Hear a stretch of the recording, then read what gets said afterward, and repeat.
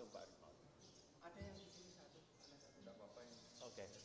Ini Pak Lardi sakit. Pak Mungkas di depan. Lo kok di situ? Tidak dapat kupon nanti.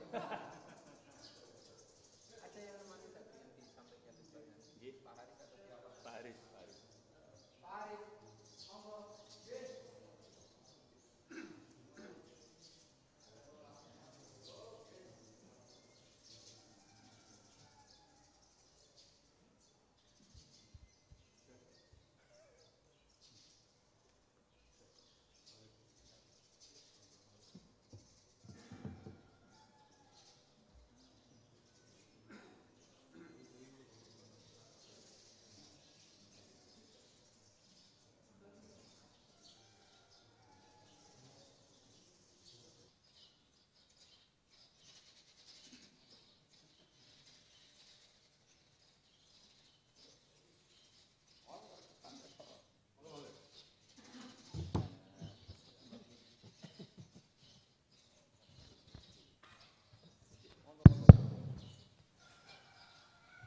Assalamualaikum warahmatullahi wabarakatuh.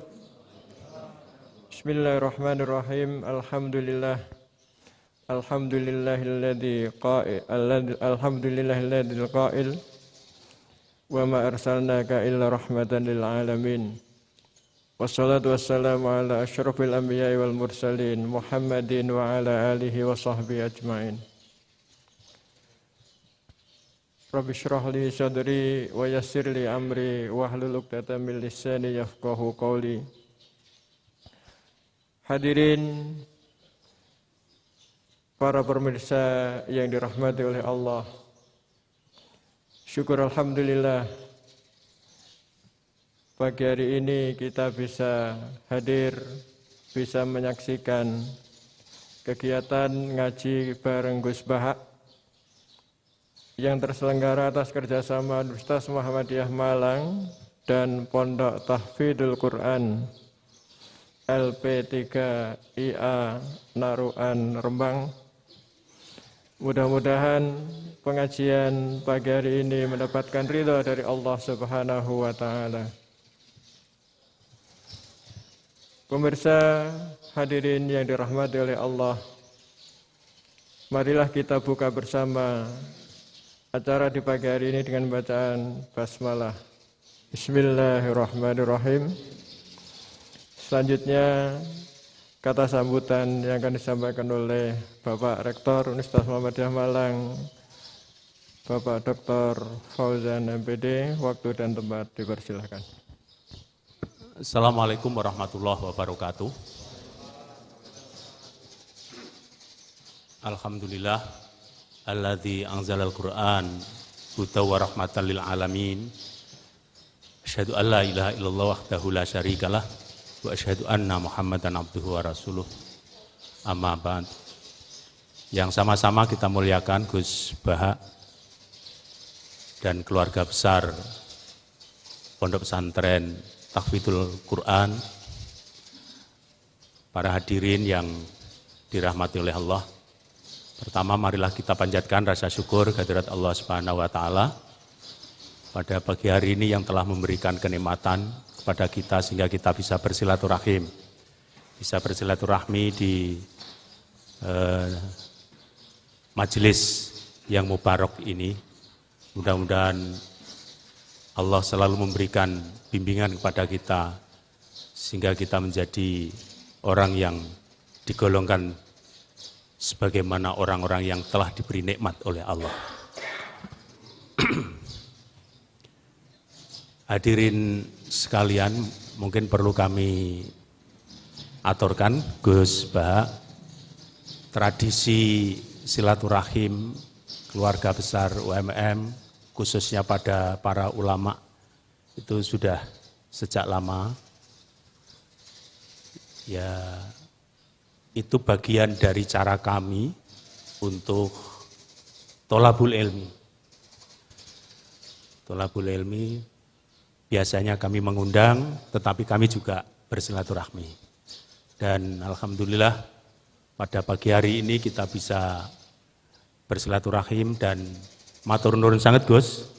Wekdal ingkang sampun dipun menapa menika paringaken bisa disempatkan untuk kehadiran kita bersama dalam rangka untuk menambah wawasan keilmuan kita, khususnya adalah memperbaiki cara beragama. Ya, memperbaiki cara beragama, mudah-mudahan lah menjadi kafah. Saya kira pengantarnya itu, dan apabila ada hal yang kurang berkenan kami mohon maaf yang sebesar-besarnya. Saya kira itu, makasih. Assalamualaikum warahmatullahi wabarakatuh. Terima kasih Pak Rektor. Hadirin para pemirsa yang dirahmati Allah, tiba saatnya mari kita simak bersama ngaji bareng Gus Bahak dengan tema meneguhkan Islam rahmatan lil alamin. Waktu dan tempat kami persilahkan untuk Gus Bahak. Assalamualaikum warahmatullahi wabarakatuh. Waalaikumsalam. Alhamdulillahirabbil alamin. Allahumma shalli wa sallim ala habibika Mustafa ka nabiyina Muhammadin wa ala alihi washabihi asma'in. Amma ba'du. Yang kita hormati Bapak Rektor UMN Dr. Fauzan MPD, Bapak Suparto, Bapak Haris, Bapak Stardi, dan Bapak Irwinto, juga Direktur Telkom Bapak Mungkas, teman-teman UMM dan semua yang mendengar yang kami hormati. Ini ngaji itu harus objektif itu jujur. Jadi bisa saja korbannya ya saya, bisa rektornya, bisa semuanya. Tapi korban dengan makna yang bagus. Karena di antara saran Al-Quran, Allah ngendikan kalau belajar atau mencari nasihat atau mencari kebaikan apa saja, itu diistilahkan walau ala anfusikum awil walidaini wal aqrabin, meskipun ketentuan itu merugikan kamu. Jadi ketentuan apapun yang merugikan kita harus tetap kaji, meskipun itu tidak menguntungkan kita. Karena banyak problem, mulai dulu sebenarnya problem itu orang yang wakam da'in yadda'i annahu da'a ilallah, tapi hakikatnya yad'u ila nafsi. Jadi banyak dai yang mengklaim dirinya mengajak ke Allah dan Rasul, tapi sebetulnya hakikatnya mengajak ke kelompoknya sendiri. Saya ini termasuk kiai yang masih orisinil. Artinya orisinil gini, suatu saat atau kapan saja saya kok sudah tidak laku jadi kiai, asal Islam jalan tetap senang, karena nggak penting yang populer saya apa enggak itu tidak penting, yang penting agama ini tetap jalan. Sama, negara ini harus jalan siapapun presidennya. Ya, ini penting saya utarakan karena perbedaan antara nafsu dan komitmen beragama itu tipis sekali. Sehingga dulu pernah ada cerita, ini bukti keadilan Rasulullah SAW. Pernah suatu saat Nabi itu ngaji, yang ngaji seperti ini. Terus ada pemuda dengan cueknya ngelewati masjid yang sedang dipakai Nabi ngaji. Singkat cerita semuanya ngomel ya, bergumam. Celaka betul pemuda itu, ada Nabi ngaji kok tidak ikut ya. Tapi Nabi secara besar hati ngendikan, ini ada di beberapa kitab di Fadhailul Kasbi, keutamaan kerja. Kata Nabi, pemuda itu mau mencangkul di lahannya. Jika dia mencari nafkah untuk keluarganya, untuk kebaikannya, maka itu bagian dari ajaranku. Jadi Nabi berbesar hati bahwa kerja seperti itu bagian dari ajarannya. Jadi tidak harus datang ke majelis ngaji. Dan bisa saja yang sedang hadir itu ya orang yang hindari istrinya minta belanja, dari ngaji terus benar dituntut belanja kan gitu. Mungkin anak-anak UMM yang kesini daripada tengok-tengok yang Malang bosan jalan-jalan ke Rembang gitu. Nah, jadi nggak mesti benar juga niatnya gitu. Jadi ya sama itu. Jadi kalau di dunia kiai yang masih orisinil itu nafsu itu benar-benar dilatih. Maka masyhur dalam cerita ada orang perang sama Ali radhiyallahu anhu. Ketika perang ini sangat semangat, tapi ketika orang itu meludahi dan Sayyidina Ali ini tersinggung karena diludahi, Sayyidina Ali langsung angkat tangan, sudah perangnya nggak usah diteruskan, karena saya marah sama kamu sekarang demi nafsu, karena kamu meludahi saya. Padahal saya tadi motifnya demi Allah dan Rasul. Jadi sangat tipis bedanya kita emosi karena diri kita dan emosi karena Allah dan Rasul. Sehingga ketika diludahin ini terus beliau mikir jangan-jangan perang saya karena saya diludahin. Nah, yang hilang dari peradaban modern adalah Allah itu tidak begitu hadir di hati kita. Saya sering cerita di mana-mana, teks hadis itu sebenarnya berbunyi gini, ini hadis sahih. Mangka na yu'minu billahi wal yaumil akhir fal yukrim jarohu. Ada yang fal yukrim jarohu doifahu, ada yang fal yakul khairan aul yasmut. Siapa yang iman dengan Allah dan Rasul maka harus memuliakan tetangganya, memuliakan tamunya. Dulu itu ada seorang ulama dipanggil anak muda, dibully cara sekarang. Wahai kiai, datang ke rumah saya. Datang kiai itu. Setelah sampai ke rumah orang itu, silakan kiai kembali ke rumahnya. Saya tidak butuh kiai. Kiai itu dengan riang kembali. Setelah di rumah dipanggil lagi. Pak Yai, silakan datang ke rumah saya. Datang lagi. Ya senyum-senyum kiainya santai. Wah, nggak jadi butuh Pak Yai. Silakan kembali lagi. Sampai 3 kali. Oh itu kalau rektor digitukan marah itu. Dosen marah. Kiainya santai. Santai, senyum-senyum, rileks. Ketika ditanya, kenapa Pak Yai tidak tersinggung? Jawabannya unik. Anak muda, saya ini senang sekali nuruti perintah Allah, disuruh menghormati tetangga. Sehingga ketika Anda manggil, ya saya datang. Ketika Anda nyuruh pulang, ya saya pulang. Saya senang sekali nyenengkan tonggo. Dan itu perintah Allah, jadi tidak ada hubungannya dengan kamu. Wah, pemudanya nangis minta dimaafin. Kalau kita kan enggak, kita ini dosen, kiai, mungkin kita doktor, mungkin kita profesor. Tapi kita ini sering didikte oleh orang bodoh. Kalau orang bodoh itu jengkel, lo kita ya jengkel. Lo kamu jengkel, dijengkelkan orang bodoh itu namanya terdikte. Itu bodoh apa pinter? Wah itu tidak pinter sama sekali. Kalau betul-betul kamu pinter, hanya bisa didikte oleh Allah Subhanahu wa Ta'ala. Jadi antara hukum Allah apa? Wa ahsin man asa'a ilaika. Berbuatlah baik sama orang yang berbuat buruk sama Anda. Itu dikteannya Allah. Kalau dikteannya orang-orang bodoh kayak dimangkel ben mangkel, terus kamu mangkel, itu bodoh apa pinter? Nah, problem kita kekinian adalah wong pinter, wong bodoh, itu podo-podo bisa didikte oleh sekelilingnya. Sekarang wataknya perempuan seperti itu, wataknya anak-anak seperti itu, kita didikte. Anak-anak jengkelin kita mangkel, berarti kita didikte oleh orang bodoh. Makanya agama itu unik, kadang ngendikan wa ahsin man asa'a ilaika, kadang wasil man qata'aka, sambunglah orang yang memutus kamu. Karena dengan demikian kita hanya didikte oleh Allah Subhanahu wa Ta'ala, bukan didikte oleh hukum sosial. Cara Jawane nak ngapiki tangga sing apik akeh tunggale. Berbuat baik sama yang berbuat baik pada kita itu, mbok orang fasik ya seperti itu, maling ya seperti itu, sama. Tapi kalau berbuat baik sama orang yang berbuat jelek sama kamu itu baru luar biasa. Dan memang teksnya hadis wa ahsin man asa'a ilaika. Berbuat baiklah sama orang berbuat buruk sama kamu. Jadi nggak boleh orang didikte. Makanya ngaji di sini diantaranya saya akan cerita dalam sebuah hadis sahih, dalam hadis hasan yang diriwayatkan Imam Tirmidzi, ada kalimat dari Rasulullah SAW. Dawe Nabi, la takunu imma'atan taquluna in ahsanan nasu ahsanna wa in zalamu zalamna walakin watti'u anfusakum in ahsanan nasu an tuhsinu wa in asa'u alla tazlimu. Kamu jangan jadi orang yang mudah diombang-ambingkan oleh orang sekeliling kamu, yaitu kamu mengatakan jika orang baik ke saya akan baik, jika orang buruk ke saya juga akan membalas buruk. Itu namanya Anda didikte. Tapi berkomitmenlah kamu akan berbuat baik meskipun orang lain berbuat buruk. Nah sekarang logika sosialnya begini.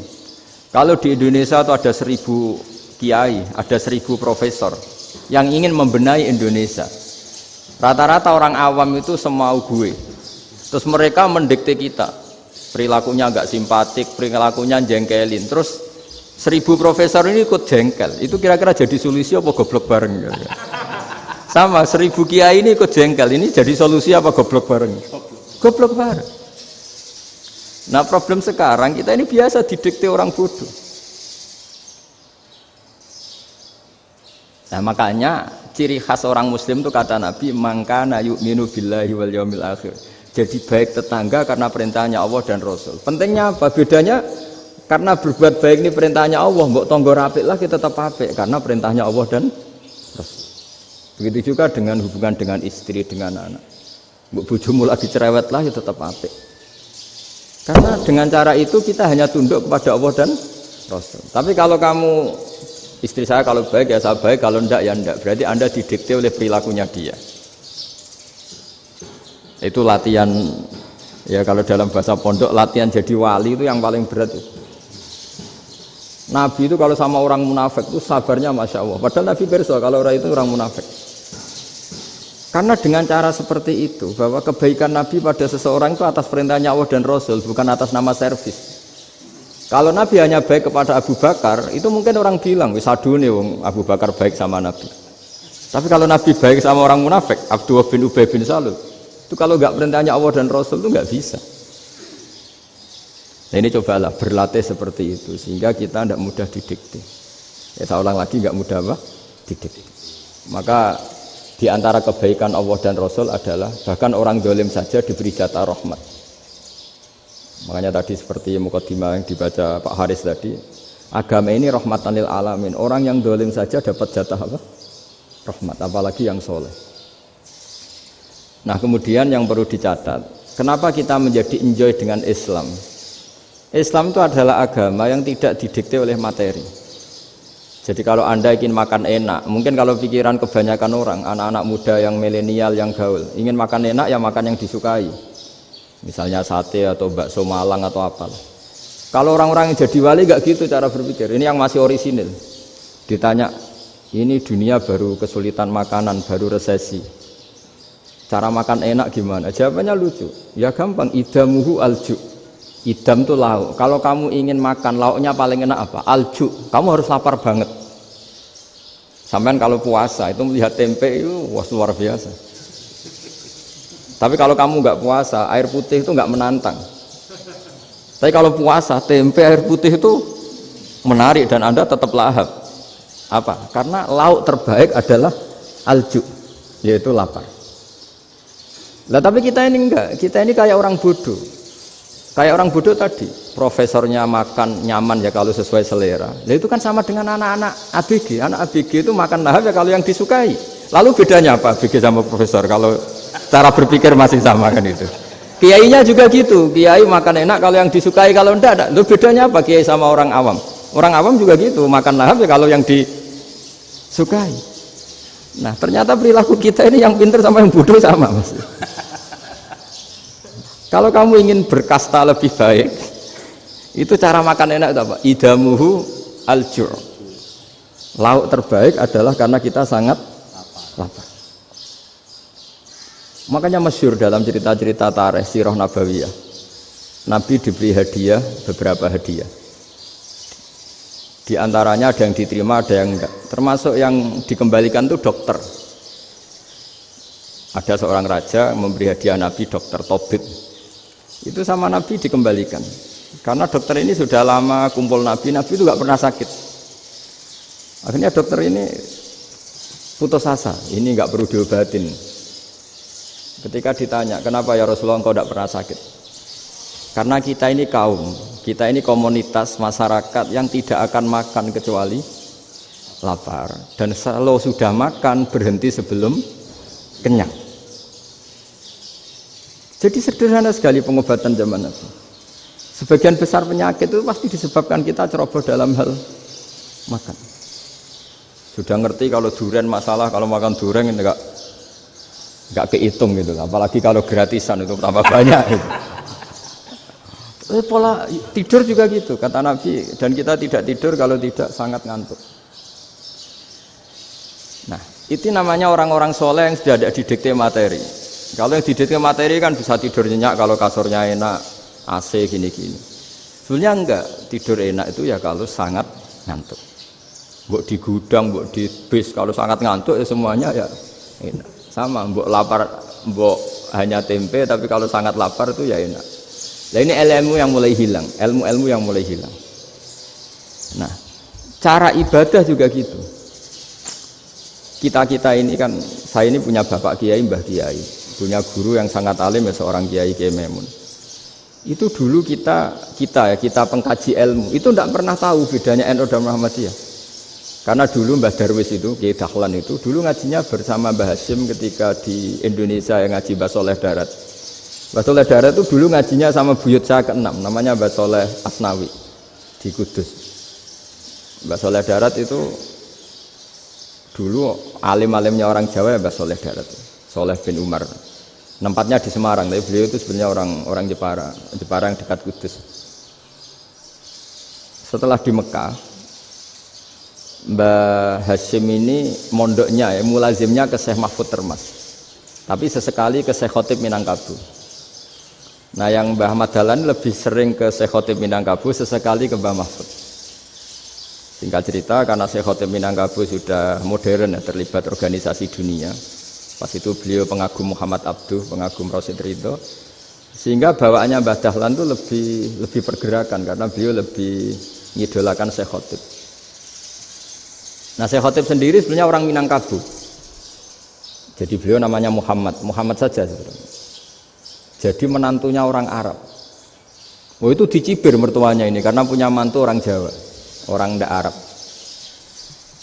Singkat cerita terus si mertuanya bilang gini, kamu jangan pernah bilang kalau orang Arab itu mansa kanal Arab, orang yang bertempat di Arab. Walakin mantakallama bi arabiyyin fasihin, tapi orang bisa ngomong Arab secara fasih.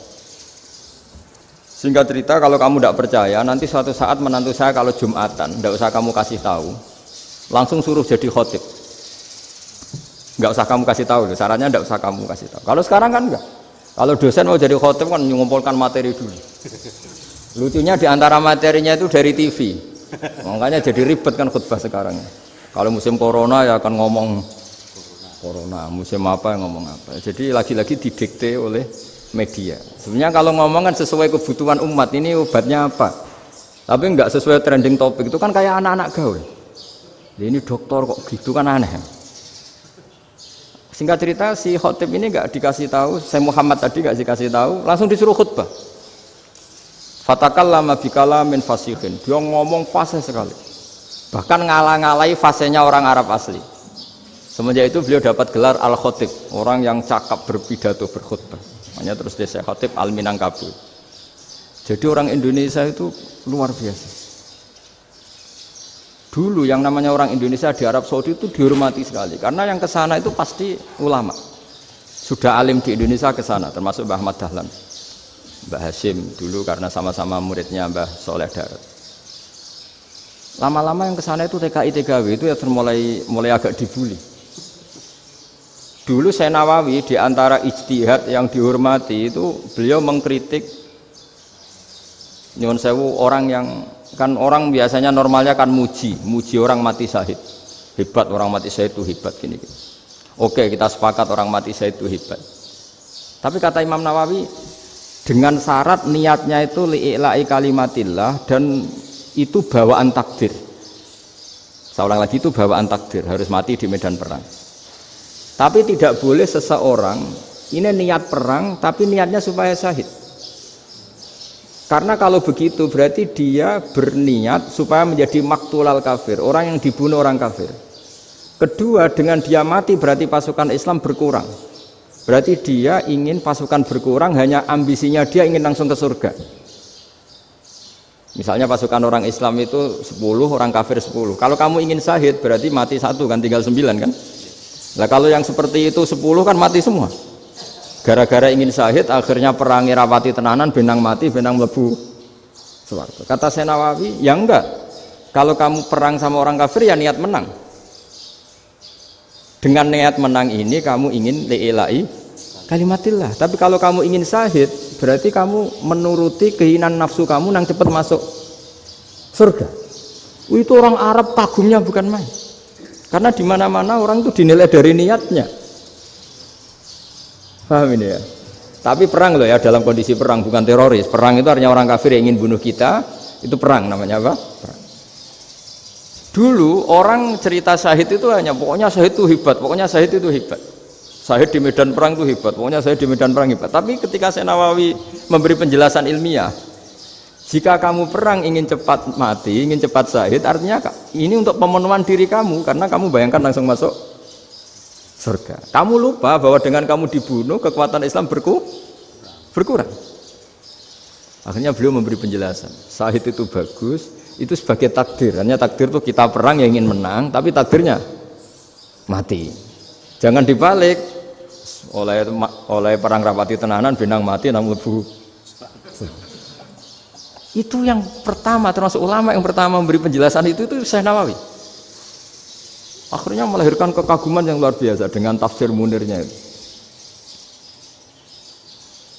Terus beliau itu orang yang rileks kalau menjelaskan ilmu. Ini ya juga guru-gurunya Mbah Hasyim, Mbah Guru sama Mbah Hasyim, sama Mbah Ahmad Dahlan Syekh Nawawi itu. Jadi dulu yang alim di Arab itu ada Syekh Nawawi, ada Syekh Khotib Minangkabau, ada Syekh Bakir Jogja, ada Syekh Mahfud Termas. Itu orang Indonesia banyak sekali yang alim. Bahkan diantaranya yang dikagumi Al-Azhar itu juga orang Indonesia, nama Syekh Abdul Manan, itu mbahnya Syekh Mahfud Termas. Itu pertama ada duta besar Indonesia di Mesir, itu termasuk barokahnya Mbak Abdul Manan tadi, itu juga orang Indonesia. Jadi pemahaman ulama Indonesia itu khas, termasuk ketika memaknai apa? Syahid. Ketika memaknai apa? Syahid. Itu unik. Ketika Syekh Nawawi diuji dulu itu yang namanya ulama diuji dulu oleh 100 ulama. Jadi dulu ya ada kompetisi. Imam Bukhari diakui jadi ahli hadis itu diuji oleh mi'atu muhaddisin, 100 orang ahli hadis, sanad dibolak-balik, matanya dibolak-balik, tapi beliau tetap bisa mengembalikan proporsi sanad itu. Syekh Nawawi pernah diuji gini. Ayul afdol al ulama awe salatin. Keren mana ulama sama raja atau sama orang-orang kaya, sama penguasa? Ya keren ulama. Terus dibully sama orang. Tapi setahu saya banyak ulama yang antri di rumahnya raja, tapi saya tidak tahu melihat raja antri di rumahnya ulama. Kan kebanyakan kan mungkin ustadz atau kiai yang antri ngajukan proposal kan enggak. Nah, kalau raja kan enggak pati itu, malah enggak usah antri, kiainya sudah nyambut sebelum datang. Jawabannya lucu Syekh Nawawi itu, dan yang tanya itu langsung diem. Ya karena ulama itu tahu fungsinya uang, sehingga cara nyari sampai seperti itu. Sementara raja-raja itu tidak tahu fungsinya ilmu, makanya tidak pernah sowan ulama. Sehingga jadi ya dianggap enteng saja. Ulama kan tahu fungsinya uang, tahu untuk pondok, tahu masjid. Sementara raja tidak tahu fungsinya ilmu. Jadi itu khas Jawa ya. Khas Jawa, khas Indonesia. Apa-apa yang menurut orang banyak dengan tanda kutip itu buruk atau baik, itu orang Jawa menafsirkan tuh gampang saja. Sehingga semenjak itu Jawa itu dipandang betul. Saya punya kitab namanya Qadhayal Haji wal Umrah. Itu terbitan Hayatul Ulya Arab Saudi, milik Wahabi. Itu diantara fatwa yang dipakai untuk solusi muskilatul haji, problem-problem haji kekinian. Itu fatwanya syekh-syekh yang dari Indonesia, termasuk Syekh Khotib Minangkabau, Syekh Nawawi Banten, Syekh Bakir Nur Jogja. Misalnya begini, dalam fatwa-fatwa yang menyulitkan kita ya, sampai sekarang jadi perdebatan. Ketika Safa dan Marwah itu dengan batas tertentu, saya ulang lagi dengan batas tertentu, mau tidak mau atas nama kebutuhan, itu kan butuh perluasan. Karena kalau naik turun itu mudah disepakati ulama. Jadi misalnya gini ya, saya punya tanah seluas ini. Pasti orang akan mengatakan sampai bawah ya tanah saya, sampai atas tanah saya. Itu mujma' alaih, itu disepakati. Sehingga Nabi ngendikan al-Ka'bah min tuhumil ardi ilas sama Ka'batun. Ka'bah sampai ujung bumi, sampai ke aras semuanya Ka'bah. Sehingga tidak ada perdebatan ulama ketika Masjid Haram ditingkat, kemudian yang di atas sholat, tetap dia menghadap Ka'bah. Tidak harus diluk melihat di bawah, enggak. Karena Ka'bah sampai langit. Sama, tanah Anda kamu tingkat sampai 10, enggak ada tetangga protes. Karena bawah sampai atas tanah Anda. Tapi kalau diperluas, tanah Anda kamu luaskan setengah meter saja atau 3 cm saja, iso geger mbek tonggo. Karena di mana-mana batas itu ya tadi, kalau atas bawah miliknya, kalau samping enggak. Pertanyaannya, perluasan Mina itu ke samping. perluasannya matof yang mas'ah itu juga ke samping. Geger kan ulama dunia. Bagaimana hukumnya mina jadid? Mina yang diperbarui atau mina yang diperluas. Itu diantara rujukan baik yang membolehkan maupun yang menentang. Itu ya syekh-syekh Indonesia. Itu orisinal tuh. Saya punya kitab orisinal terbitan Hayatul Ulya, kira-kira ya kemenaknya Arab Saudi kalau di Indonesia itu. Itu yang dirujuk dawuh Syekh Nawawi, dawuh Syekh Khatib Minangkabau. Karena apa? Ada logika khas Jawa. Misalnya begini. Meskipun saya tidak perlu fatwa mina jadid sah apa enggak, memang jadi perkhilafan ulama. Misalnya kampung ini dinamai Mina. Pertanyaannya gini, tanah yang di samping ini bisa milik Anda apa enggak? Ya bisa Gus kalau dibeli atau dihibahkan. Berarti tanah di samping Anda menjadi milik Anda karena ada proses pengambil alian lewat beli maupun hibah. Nah masalahnya ini negara itu berhak menganeksasi atau memasukkan ini sebagai Mina. Itu ulama Jawa kalau ditanya, alasannya apa? Fa innal muttasila bis-syai' hukmu dzalika syai'. Karena yang gantet, yang muttasil itu bisa dihukumi seperti sesuatu itu. Jadi kalau ini Mina, ya yang gantet Mina ini ya bisa dikatakan Mina. Beda dengan membuat Mina Malang Mina, wah itu tidak bisa, tidak muttasil kan? Itu enteng sekali ulama Jawa. Satu ya tentu karena kebutuhan, tapi asal masih al-muttasilu bihi, yang masih tanah yang masih muttasil dengan. Nah, ketika perluasan mas'ah antara sofa dan marwah kan misalnya ini batas luasnya sofa, ini batas luasnya marwah. Lalu atas nama kebutuhan, sofa marwah itu sampai sini. Sampai agak meluas ke sini. Itu geger Arab Saudi. Wah, ini gimana? Padahal tawaf itu harus antara gunung Sofa dan gunung Marwah. Sa'i itu ya. Tapi kalau istilah Quran memang tawaf sama-sama. Makanya apa? Inna Sofa al-Marwata min sya'airillah faman hajjal baita wa i'tamara fala junaha alaihi ayyat tawafa bima. Jadi kalau istilah sa'i di Quran itu masih tawaf. Karena harus ada, kalau bisa lah, bukan harus. Kalau bisa memang harus ada unsur muternya. Kita kalau sa'i kan dari sini Sofa sampai sini Marwah. Terus kan agak muter ke sini. Nah, kan agak membentuk lingkar, nah, makanya Quran tetap mengistilahkan apa? Tawaf. Jadi bukan sini ke sini terus sini ke sini kan enggak, tapi sini sampai sini terus muter kan, terus sini. Jadi antara setar dan selama ini prakteknya kan gitu ya. Sofa ngambil sini, terus ke sini, terus agak muter. Nah, karena ada unsur agak muter ini terus orang menyebut apa? Tawaf. Tapi itu bukan syarat sah, ini cerita ideal. Saya ulang lagi ya.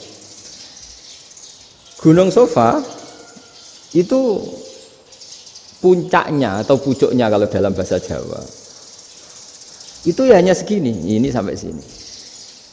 Nah, kelompok Islam yang fikih keras nggak boleh diperluas karena Allah memilih tempat ini itu spesial, jadi nggak boleh ke yang lain. Tapi ketika kebutuhan mendesak, mau tidak mau harus diperluas. Itu jawabnya Kiai Jawa lucu. Gunung sing ketok iku sing dhuwure tok. Sikilane luwih hombo. Jadi karena kita kan gunung kan bentuknya gini. Nah, sofa yang kecil itu yang atasnya, tapi sikilannya sini kakinya lebih luas. Jadi boleh perluasan asal tidak melebihi kakinya. Nah, dihitung ya lebih luas. Jadi Kiai Jawa itu kayak wong delok gunung Penanggungan, kayak gunung Arjuna. Di mana-mana puncak gunung itu lebih kecil timbang kakinya. Artinya diperluas ini bukan berarti tidak di sofa dan tidak di, itu khas Kiai Jawa. Jadi jangan kira orang Jawa itu tidak hebat sekali. Termasuk perkembangan hotel di Arab Saudi. Itu dulu sebelum ada hotel. Buyut saya kelima atau keenam dulu haji, namanya Badur Rahman. Itu kalau mau ingin apa ya, menghindari terik matahari itu masuk gua. Itu masuk gua itu hanya separuh badan, kakinya di luar. Jadi jangan bayangkan kalau gua di Indonesia kayak gua Akbar di Tuban orang bisa masuk jalan-jalan, enggak. Gua di Arab itu kayak cepitan batu, tidak sampai masuk. Sehingga kepalanya dimasukkan, kakinya masih kena matahari saking panasnya Arab Saudi. Sehingga dalam bayangan hijrah ketika Nabi bersembunyi di gua Sur, itu kata Abu Bakar, kalau orang kafir melihat kakinya pasti melihat kita karena nggak bisa masuk penuh. Jadi orang itu mau dempes tok. Sehingga ya kira-kira luasnya gua ya paling segini. Makanya guyonannya kiai-kiai itu untung nggak kayak gua Indonesia. Kalau kayak gua Indonesia laba-labanya capek karena luas sekali. Jadi jangan bayangkan gua Arab tuh kayak gua Indonesia. Makanya bayangannya andai kan orang itu melihat ke bawah pasti melihat kita karena orangnya nggak bisa masuk penuh, nggak bisa masuk 100%. Ya kayak cepitan batu lah mirip. Itu kan mirip Gunung Uhud. Gunung Uhud kata Rasulullah nanti kalau kamu perang itu di atas, menang atau kalah di atas. Musuh biar di bawah. Dengan di atas kamu bisa manah. Jangan bayangkan kayak Gunung Merapi, kayak Gunung Penanggungan. Lah kalau Gunung Penanggungan manah ke bawah yang leyang kan. Jadi gunung di Arab itu kayak bukit. Ya sampean pernah kan ke Uhud itu ya sama ini aja tinggi ini kan. Lah ini yang ada, mulai ada mis. Makanya nerjemah itu susah di Indonesia. Karena jabal itu udah harus tinggi. Kalau tinggi nggak bisa manah dari atas ke bawah kan nggak ngefek kan. Sampai kalau ke Uhud gunungnya kan pendek sekali sehingga yang manah dari atas ke bawah ya kalau kena musuh ya celaka karena memang dekat. Ya kalau gunung Indonesia manah dari atas ke bawah yang ngeleyang nggak ngefek. Nah itu susahnya nerjemah bahasa Arab ke kita. Jadi apa ya? Transkrip itu nggak gampang karena ada pengertian yang beda. Kita kalau bilang gunung itu tinggi sekali. Sampai banyak mahasiswa tersesat ya saking tingginya. Kalau orang naik Uhud nggak akan tersesat, wong ketok dari bawah itu. Nah ini pentingnya ngaji ya. Jadi akhirnya ulama-ulama Indonesia itu dipakai rujukan. Jadi mulai Mbah Hasyim, Mbah Ahmad Dahlan sampai era buyut-buyut itu masih orang alim. Lama-lama yang di Indonesia ini orang-orang yang bodoh. Sehingga orang Jawa kalau ke sana dibully, ya Jawa tak kulul khaya. Orang Jawa itu penggaweannya itu makan ular. Karena belut itu kalau di kamus itu persis ular. Dulu itu kan kamus tidak full color. Gara-gara gak full color, gambar belut sama ular itu sama. Belut itu belut sama ular kalau nggak full color gambarnya sama apa enggak? Sama. Terus orang Jawa itu kan masih banyak yang makan bajing itu apa? Ketupai itu. Bajing kalau digambar tidak full color sama dengan tikus. Gambar yang tidak warna. Hitam putih. Sehingga kita ini dibully pemakan tikus dan pemakan ular. Karena belut itu persis ular kalau digambar yang tidak full color. Sampai datang Syekhona Khalil, datang ulama. Ngarang kitab ya judulnya Al-Belut. Karena enggak terima bangsanya dinyek makan apa? Ular. Terus dikarang. Wal belut hayawanun bakhriyun terus ya isu fi kadza wa kadza. Itu beda dengan al-hayyah. Itu diterangkan. Mulai bisa nerima. Terus sistem hotel juga gitu. Sampai tanyakan dalam sejarah dulu orang Sedayu ada namanya Syekh Mukhtar. Syekh Mukhtar bukan bikin rumah besar yang siapapun orang Indonesia haji itu nempat di sana. Nah ini yang menginspirasi akhirnya ada hotel. Dulu Syekh Mukhtar hanya menyediakan untuk hujat-hujat Indonesia. Lama-lama jadi hotel. Nggak mau saya mau cerita. Kata Mbah Mun sering cerita. Kenapa wa ma arsalnaka illa rahmatan lil alamin, kata Mbah Mun, Allah itu pasti bikin ulama yang tidak produk Arab itu pasti ada. Kalau orang Arab jadi ulama wajar, bahasanya Arab, domisilinya di Arab. Tapi Allah akan selalu bikin ulama yang tidak bangsa Arab. Imam Ghazali itu Tus itu Persia. Imam Bukhari itu kira-kira kalau sekarang ikut Uzbek. Ya. Imam Bukhari itu kalau negara sekarang ikut mana? Uzbek. Kenapa demikian kata Mbah Mun? Karena Allah sudah ngendikan wa ma arsalnaka illa kafatan linnas. Manusia semua ini kena khitabnya Islam. Kalau tidak ada ulama yang dari berbagai negara, kesannya Islam itu hanya milik orang Arab Saudi. Makanya Allah selalu bikin ulama-ulama yang bahkan tidak Arab. Termasuk Imamul Muhaddisin, yaitu Imam Bukhari, itu orang Uzbek. orang Rusia lah kalau sekarang, ikut Uni Soviet dulu. Imam Ghazali itu orang Persia. Syekh Nawawi itu orang Banten. Karena Allah ingin memaklumatkan bahwa Islam ini untuk semua, sehingga orang yang tidak Arab pun bisa belajar Islam. Yang alimnya itu nggak kalah sama orang apa? Arab. Makanya ini PR ya. Kalau Gus Dah Ploso nanti ngendikan suatu saat orang belajar Islam itu bahkan orang Arab pun bisa belajar ke Indonesia. Kalau orang Indonesia bisa alim betul kayak dulu. Sekarang banyak liga antar ulama. Itu orang Indonesia pasti masuk. Ulama-ulama top dunia itu pasti orang Indonesia banyak yang masuk. Karena tadi ketika orang Indonesia baca kitab, itu orang Arab itu kagum, kok bisa ada bahasanya baca secara benar. Bukan sekedar bisa baca secara benar. Karena memang dilatih sedemikian rupa di pondok-pondok. Makanya kita semua lah, yang alim di Indonesia itu kemana-mana ya pasti alim. Dulu putra Mbah Mun namanya Gus Zofur itu tahun pertama ya sudah the best di tahun pertama. Kalau tahun pertama the best-nya ilmunya bawaan dari sarang, dari keluarganya. Gus Najib mondok di Said Muhammad tahun pertama sudah dipuji sebagai yang teralim karena ya sanggup. Kalau dipujinya tahun ketiga, tahun keempat kan mungkin dapat dari sana. Ini tahun pertama. Saya ulang lagi tahun pertama. Karena pengajaran di Indonesia itu luar biasa di pondok-pondok ini. Makanya kalau dalam anekdot pondok itu cerita-cerita lucu itu. Ada orang Jakarta ngaji, setelah di kelas itu pelengahan terus. Melihat jendela, lihat pintu terus. Lama-lama gurunya marah. Kamu diajarin kok enggak punya sopan. Melihat pintu terus enggak memperhatikan guru. Anak Betawinya jawabnya lucu. Habis Pak Guru bohong. Kenapa ya?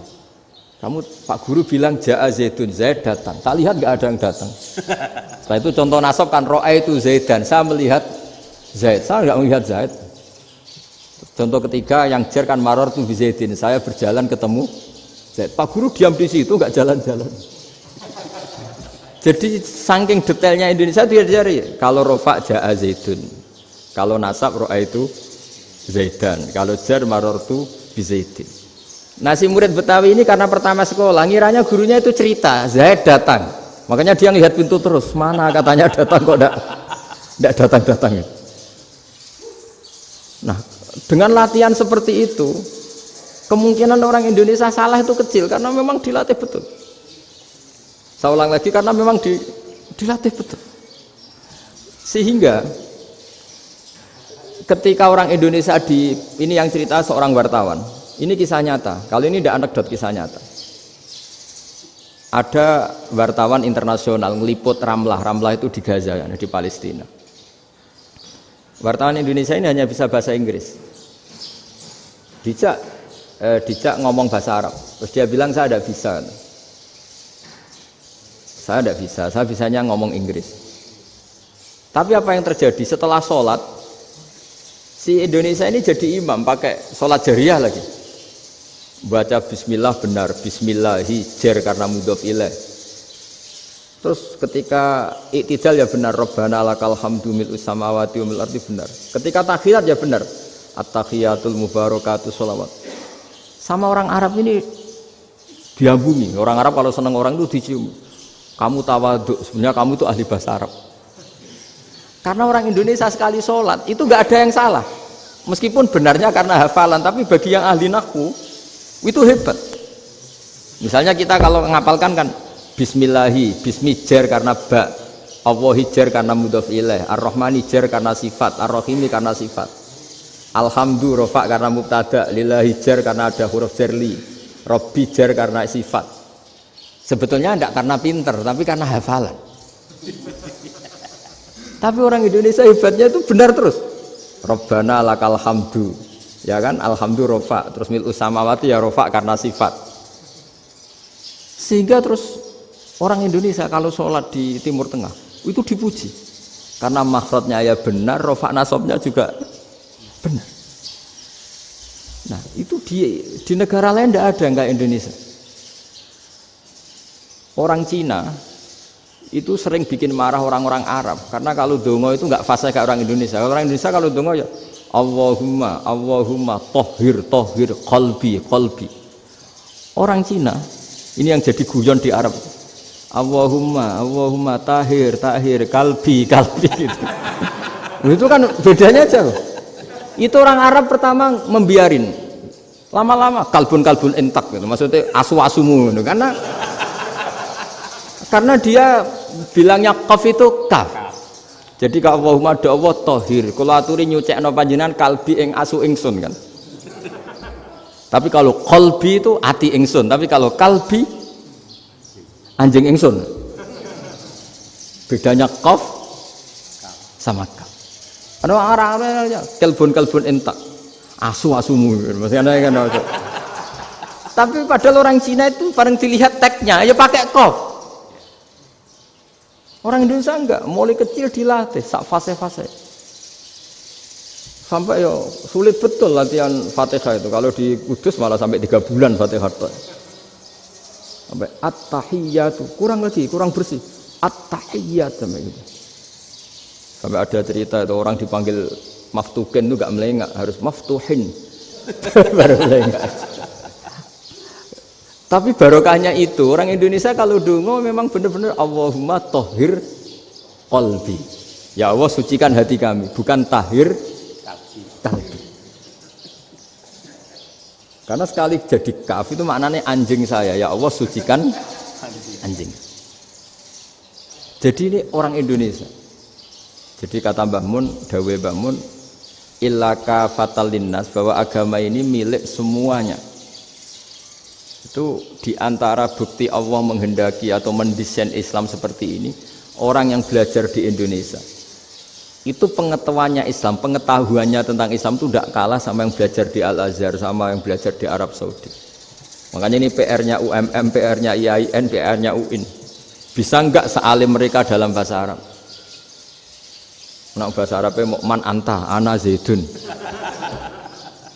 Jangan sampai, karena kita di sana ini kadung dibully. Orang Arab tuh kalau bully kita, sampai tak kasih cerita. Itu ngawurnya Masya Allah. Kata dia, ada anak orang Indonesia haji. Si anaknya orang Indonesia yang dijotos sama anaknya orang Arab. Dijotos, dipukul. Singkat cerita terus si orang Indonesia nggak terima, anaknya yang orang Arab dipukul. Yang balas bapaknya. Orang Arab tanya, lima ada dorobta ibni, kenapa kamu mukul anak saya? Itu orang Indonesia bahasa, wah aku biasa. Jadi hanya bilang gitu. Artinya anak saya dihada ya maka tak ada. Bahasa Arabnya gitu. Anak saya dipukul maka saya balas mukul. Itu orang Arab mantuk-mantuk oh gitu. Paham? Suatu saat ada orang Indonesia itu sama orang Arab itu dilus-lus itu ya digini-giniin. Karena dia latihan bahasa Indonesia, latihan bahasa Arabnya itu masih mufrodat. Jadi kalau mengartikan yadun itu tangan, saro itu jalan. Jadi kalau jalan ya saro-saro. Roksun itu kepala, ana itu ingsun. Jadi karena dia nggak ngerti penggunaannya, itu bahasa Arabnya itu yadun anta. Jadi bukan yaduka tapi yadun anta. Berarti tangan kamu. Saro-saro itu jalan-jalan. Ala roksi anak yang atasnya sirah ingsun. Jadi mestinya yang benar kan yaduka saro ala roksi atau gitu. Tapi enggak dipotong-potong. Yadun tangan kan, anta kamu. Berarti tangan kamu. Saro-saro jalan-jalan. Roksun itu sirah anak ingsun. Jadi di atas kepala saya. Orang Arab tertawa-tawa. Tapi paham. Kalau maksudnya seperti itu. Jadi kita ini dibully di Arab itu Masya Allah. Jadi akhirnya lahirlah ulama-ulama tadi yang saya sebut tadi. Bahkan pernah lama sekali ulama Indonesia itu jadi master di Arab Saudi. Yaitu Senawi Banten. Itu kalau orang sana bilang itu Sayyidu Ulama Il-Hijaz. Top-topnya ulama Mekah Madinah. Padahal beliau orang Indonesia. Dan dimakamkan di Ma'la itu dekat makamnya Sayyidah Khadijah. Karena sangat dihormati. Nah, di antara sebab dihormati adalah ketika orang memahami syahid, maknanya pokoknya maktulal kafir. Syahid itu adalah orang yang kalau perang itu mati di medan perang. Itu Imam Nawawi merinci secara detail. Kalau dia perang supaya tujuannya mati syahid cepat ke surga, berarti dia nuruti hadzun nafsi, ingin cepat ke surga. Tapi dia lupa bahwa dia dengan terbunuh pasukan Islam berkurang kekuatan. Maka syarat perang yang benar adalah ya ingin menang. Di mana-mana perang ya ilahi kalimatillah, supaya kalimat Allah itu menang, jangan ingin kalah. Soal dia mati takdir, tapi jangan ingin mati. Wah, itu terus dikagumi. Ternyata memang, oh iya ya, kalau pasukan Islam 10, kafir 10, kita ingin syahid, berarti ya kalau orang ingin syahid kan terus mungkin perangnya tidak hati-hati, main ngawur saja terus kalah mati. Sudah apa, kalon satu kan, terkurangi satu kan. Nah kalau semuanya 10 punya niat gitu, nah itu Syekh Nawawi. Syekh Nawawi itu orang yang begitu gampang nerangkan Quran. Bahkan ketika orang Arab kesulitan ngartikan famathaluhu kamathalil kalbi in tahmil alaihi yalhas aw tatrukhu yalhas. Orang Tomak itu ibarat kayak anjing. Anjing itu kamu kasih makan ya tetap melet, menjulur-julurkan lidahnya, kamu ndak ya ndak. Imam Nawawi ditanya, "Ma wajhu sibbi?" Lalu wajah tasbihnya di mana? Beliau menjawab, "Fit Tomak." Jadi anjing punya dua sifat yang berlawanan. Di bab ilmu dipuji, nggak ada hewan yang mudah menerima ilmu kayak apa? Anjing. Sehingga Quran mengistilahkan wa ma 'allamtum minal jawarihi mukallibin. Hewan yang mudah diajari itu oleh Quran dibahasakan sudah menganjing. Karena anjing adalah hewan yang paling mudah apa? Diajarin. Itu diakui oleh Quran wa ma 'allamtum minal jawarihi mukallibin. Tapi dia punya sifat yang sangat buruk sekali, yaitu nggak pernah puas. Makanya ketika Bal'am bin Ba'ura, ada tokoh yang kedonyan ya, itu kalau diistilahkan Quran walakinnahu akhlada ilal ardi wattaba'a hawa famathaluhu kamathalil kalbi in tahmil alaihi yalhas aw tatrukhu yalhas. Jadi anjing punya dua sifat yang berlawanan. Di bab ilmu dipuji karena paling mudah diajarin. Itu saya pernah ke Malaysia, diceritain sama polisi Malaysia. Anjing itu saking cerdasnya itu bisa deteksi CD palsu sama CD bajakan, asli sama bajakan. Itu kan nggak kebayang. Kalau narkoba mungkin masih ada bau khusus ya. Atau mesiu atau bom masih ada bau khusus. Ini enggak. Anjing itu dilatih ngecek CD yang asli sama yang palsu. Wah itu kebablas itu pinternya itu. Itu harganya itu 1 miliar lebih. Paling mahal. Jadi mungkin bisa deteksi ini dosen betul apa abal-abal itu bisa. Itu kiai betul apa kiai pesanan itu mungkin bisa. Itu saya punya kitab namanya Al-Hayawanul Kubro. Itu cerita prestasi-prestasi hewan. Itu yang berkuras-kuras sampai berjilid-jilid. Itu ya cerita anjing. Nggak ada hewan sebaik anjing. Di bab itu ya, di bab sampai ya tadi ada anjing yang sangat loyal sama majikannya. Loyalnya Masya Allah, sopannya Masya Allah. Anjing itu mbok lama berbakti sama sampean, nggak mau tidur di ruang tidurnya sampean, dia tetap tidur di luar. Corong Jawa nggak ngelama. Suatu saat si raja ini minum, wisata minum. Pas mau minum diterjang sama anjingnya sampai tumpah. Kecewanya raja ini itu karena selama ini anjingnya sopan sekali. Sekedar ganggu di ruangannya nggak pernah, malah ini mau minum, minuman yang disukai diterjang anjingnya tumpah. Marah kan anjingnya di mana? Ternyata apa? Minuman itu anjing ini tahu kalau minuman itu beracun, diracuni oleh musuhnya. Itu saking hebatnya anjing sampai ketika ngawal rajanya itu tidak sekedar ada penjahat atau maling. Bahkan trik-trik kayak minumannya diracun oleh orang lain itu anjingnya tahu. Sehingga pas mau diminum diterjang sampai terus supaya nggak keminum. Makanya Quran istilahkan anjing itu apa? Wa ma 'allamtum minal jawarihi mukallibin. Hewan piaraan yang kamu ajarin nanti sampai sepinter anjing. Makanya Ashabul Kahfi itu ketika ngajak anjing tadi, beliau tidur, anjing itu tidurnya bil wasit, wakal buhum basitun zira'aihi bil wasit. Jadi dia tidur dalam posisi siaga. Loh coba anjing itu nggak pernah sekolah, karena dia posisi menjaga, tidurnya itu kayak siaga gini. Bukan ngorok semadep ke atas terlentang, itu enggak.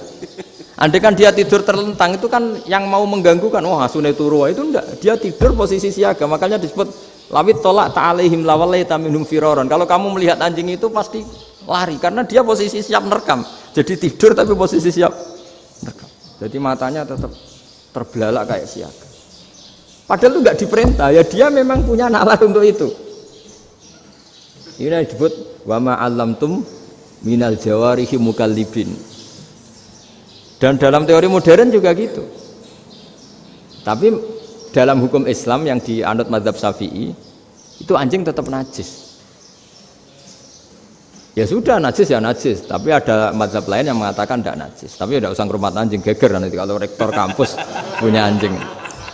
Tapi ilmu itu bagus untuk kelangenan kadang. Andai kan tidak ada mazhab Malik, maka kita kesulitan menceritakan Ashabul Kahfi yang hewan piaraannya itu anjing. Tapi misalnya anjing disucikan, kita juga nanti susah menjelaskan hadis Nabi malaikat itu tidak masuk rumah yang di situ ada apa? Anjing. Maka ilmu itu, makanya kata Imam Sa'roni, sebagian ilmu itu memang kelangenan, tapi nggak boleh jadi praktek. Tapi harus ada. Misalnya begini, contoh paling gampang. Api dalam mazhab Syafi'i kan alat pensuci hanya dua, air dan tanah. Ya saya ulang lagi, air dan tanah, yaitu tanah untuk mensucikan najis anjing. Imam Abu Hanifah menambahkan api. Mazhab Syafi'i itu agak kesulitan ketika ada batu bata dibikin dari tanah-tanah yang bercampur kotoran. Mazhab Syafi'i akan kesulitan karena di situ ada najis yang jadi materinya bata. Hukumnya gimana kalau nanti dipakai masjid? Tapi barokahnya ada beberapa mazhab. Abu Hanifah mengatakan dan api. Jadi apa tadi air, tanah, api. Alasannya masuk akal. Ketika usatul mukminin, orang-orang mukmin yang ahli maksiat itu sebelum masuk surga, kalau dia dosanya banyak itu dibakar dulu supaya suci. Emas itu untuk memisahkan dengan materi lain juga harus dibakar. Berarti api termasuk alat. Artinya gini, batu bata yang materinya dari tadi najis sekalipun, ini menjadi suci karena ngalami pembakaran. Tapi kata Imam Sa'roni, ilmu ini hanya sebagai ilmu. Jangan sampai kalau kamu mau wudhu gak ada air terus membakar diri lah, ini ribet kan. Jadi ilmu itu sebagian memang untuk kelangenan. Karena kita butuh. Andai kan tidak ada mazhab Abu Hanifah, maka kita akan kesulitan pakai bata. Yang kita tahu cara bikinnya kadang di tempat yang kotor, di tempat yang najis. Tapi karena ini ngalami dibakar, maka hukumnya suci menurut mazhab Abu Hanifah. Dan itu sering. Ulama itu sampai apa? Saya punya kitab fikih namanya Fardul Masail. Pengandaian ada masalah. Jadi masalah itu belum terjadi tapi diandaikan. Misalnya kayak di Texas. Bumi itu bulat bola. Texas itu kalau dibor itu pas Ka'bah. Lalu kiblatnya di mana? Bumi ini kan hanya rubuk-rubuk seperempat. Yang ada arah itu seperempat. Tapi kalau Ka'bah itu sama Texas atau Texas dengan Ka'bah itu lalu kiblatnya mana? Wong sudah bebas arah. Maka ilmu mengatakan mara'ahu muslimuna hasanan fawa indahu hasanun. Kamu jangan nuruti ilmu hakikat tapi nuruti mindset. Kalau mainstreamnya orang banyak seperti itu, mindsetnya orang sana misalnya Ka'bah sana ya ikut sana. Tapi ini tidak mewakili hakikat karena kalau yang 380 derajat itu kan terus ribet. Makanya ini kesulitan di bab-bab fikih. Ya saya ulang lagi, kesulitan di bab-bab fikih. Makanya fikih itu selalu bicara misalnya gini, ada orang sholat. Saya ulang lagi. Setelah salam pertama dia kentut, itu sholatnya batal apa enggak? Itu lama berdebat. Yang dikatakan rukun sholat itu salam pertama. Sehingga orang kalau sudah salam pertama, maka sudah keluar dari sholat. Maka kalau kentut enggak apa-apa, wong yang keluar dari sholat itu salam pertama. Tapi lalu pertanyaannya, kenapa Nabi salam 2 kali? Lalu yang kedua gunanya apa? Ribet kan, partai ini kalah pasti kalau ditanya gitu. Tapi kalau ditanya dibalik, sholat itu satu ibadah yang dimulai dengan takbir, yang diakhiri dengan salam. Berarti salam pertama itu pengakhir apa nunggu salam kedua? Pertama, di semua ulama bilang salam pertama. Kalau salam pertama sudah pengakhir, berarti pembatalan setelah itu nggak punya efek, nggak punya akibat. Itu kan ribet, debat fikih itu memang ribet. Fikih itu memang senam otak karena pertanyaannya mirip-mirip seperti itu. Nah, sampean milih mana? Milih salam pertama apa salam kedua? Pasti ulama milih salam pertama. Jadi anehnya fikih itu di situ. Misalnya orang mati, takbir itu berapa kali? 4 kali. Andai kan takbir 5 kali itu batal apa enggak? Satu ulama mengatakan 5 kali itu batal. Karena rukunnya sholat jenazah itu takbir 4 kali. Berhubung ini rukun, kalau nambahi ke 5, berarti menambahkan rukun. Kayak kamu sholat, rukuk 2 kali kan batal. Sujud 3 kali, batal. Karena menambahkan apa? Rukun. Berarti kalau takbir 5 kali batal. Tapi pertanyaannya, takbir itu adalah wiridan biasa, sehingga kalau ditambahkan nggak punya akibat batal. Jadi perdebatan ulama itu kadang ya lucu. Kayak kemarin Pak Haris pas pertama bertamu ke sini mau ngundang saya, tak ceritain. Dulu sholat jenazah itu pasti mayat di depan. Karena lazimnya sholat jenazah itu mayat di depan. Tapi mulai dulu lama sudah berpendapat, andai kan jenazahnya di belakang pun tetap sah. Fa innal janazah laisat bi imamin. Karena jenazah itu tidak imam. Kenapa harus di depan? Oh, tidak imam kok harus di depan. Itu mulai dulu. Sehingga ketika Arab Saudi pernah mengalami tragedi, ada orang yang dibungkus kayak mayit, ternyata senjata. Setelah di dekat Ka'bah dipakai. Dulu tragedi tahun berapa itu? Pokoknya pernah ada tragedi itu. Semenjak itu Arab Saudi kalau ada orang mati tetap di kamar mayit, terus ada sholat jenazah. Padahal mayitnya di belakang yang jamaah. Jadi meskipun kita tidak akan bikin ajaran baru jenazah di belakang, ya tidak keren, kasihan kan. Tetap biasanya di depan ya di depan. Tapi meskipun jenazah ini di depan, kita tetap berpendapat andai kan di belakang tetap sah, tapi nggak usah dipraktekkan. Nah, pentingnya ilmu ini begini. Saya misalnya di Rembang, boleh nggak nyolati ghaib jenazah yang di Surabaya? Boleh kan? Padahal yang kita solati di belakang. Jadi ilmu itu penting. Cocok tidak cocok, nama ilmu itu penting. Terus ada gini lagi pertanyaan di fikih. Memang saya sengaja akan ngaji fikih. Kalau ngaji intelektualitas orang Muhammadiyah juara lah. Tapi ini ngaji fikih. Ada orang sarongnya itu pas sampai lutut. Kalau berdiri lututnya tertutup. Tapi nanti kalau ruko agak jengking lututnya terbuka. Itu batalnya nunggu ruko apa mulai takbir sudah batal? Padahal pasti nanti batal kalau ruko ini. Itu ada ulama yang mengatakan, ya batalnya nunggu ruko. Bagaimanapun terjadinya pembatalan waktu ruko. Ada ulama mengatakan yang enggak mulai awal sudah tidak sah itu, karena pasti ngalami batal.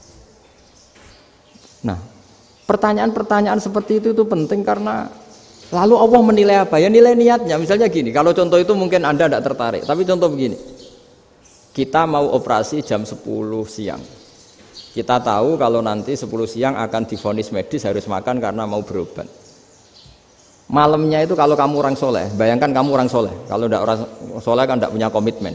Kamu milih niat puasa, apa enggak jam 10 mesti mokak menisan raposo. Kamu orang soleh. Kalau kamu orang soleh pasti milih puasa karena ini Ramadan. Meskipun nanti jam 10 pasti disuruh batal sama dokter. Setidaknya kita berpikir gini, nak mati jam itu paling enggak ditulis saya sebagai orang yang puasa. Jadi perasaannya orang soleh itu beda. Kalau orang kok sampean barang menisan raposo kok ya mesti. Sampean tidak pernah berpikir bahwa puasa mulai fajar sampai jam 10 itu luar biasa. Bisa saja kita mati jam 7, bisa saja mati jam 6. Kan ditulis Allah sebagai orang yang berkomitmen terhadap puasa. Terus ada kemungkinan kecil, adalah jam 10 itu dokternya sakit atau nggak jadi ke sana. Berarti kamu kan nggak jadi buka. Kan ya mungkin juga. Sama yang tadi. Delalah sebelum ruko ono wong sing nyarongi sampean. Sehingga sholatnya normal. Kamu tidak menemukan pakaian yang pas, jebule pas setelah ruko, mau ruko ono wong wah sholatnya kira bener disarongi. Itu agama. Jadi agama itu dimulai dari mana coba? Dimulai dari niat, dari komitmen. Nah, sekarang kelirunya kenapa ada garis keras? Agama itu dimulai dari keinginan ideal. Itu yang mulai itu ada orang-orang garis keras. Agama ini enggak, agama ini dimulai dari niat. Sampai ada kaidah agama la yudraku kullu la yutraku kullu. Kalau tidak bisa ideal jangan ditinggalkan sama sekali. Tapi orang enggak, sekarang bayangkan Islam itu ideal. Pemimpinnya ya soleh, masyarakatnya soleh, enggak ada maksiat, enggak ada apa. Apa ilmu? Kalau secara ilmu mulai dulu ya ada orang dolim, ada orang soleh. Nabi kurang baiknya. Di angkatan itu ya ada orang munafik. Sehingga ulama itu sudah berpendapat ideal itu piye? Zaman Nabi saja ada orang apa? Munafik. Itu ilmu. Kalau nuruti kelangenan inginnya dunia ya steril, enggak ada maksiat, enggak ada. Dan agama itu diciptakan Allah itu memang unik. Calon Nabi misalnya, Nabi Musa itu sing rumat Fir'aun. Ketika Nabi Muhammad lahir sing ribet manitia ini Abu Lahab. Ora dosen UMM. Coba. Karena Allah ingin memaklumatkan ke kita bahwa agama ini akan hidup di kondisi apapun. Asia, istrinya Fir'aun itu termasuk mukminah yang dipuji Quran. Padahal dia bukan istrinya pengurus NU atau pengurus Muhammadiyah, istrinya Fir'aun. Tapi itu pelajaran bagi kita bahwa orang-orang baik itu tidak harus di lingkungan yang baik. Masjid paling makmur itu kadang di dunia mungkin ya jangan bakas Mekah Madinah itu karuan. Mungkin di antara masjid yang makmur justru yang di Kanada, di Amerika mungkin. Karena merasa minoritas itu perpustakaannya ada, kajiannya ada. Tapi banyak masjid di daerah pesantren yang malah sepi. Karena kiainya tahu jamaah di masjid itu wajib. Lalu itu ada daerah pesantren, saya ulang lagi ada daerah pesantren. Didikon pengajian, monggo nekani pengajian, maca selawat ning omahe ganjaran padha wae.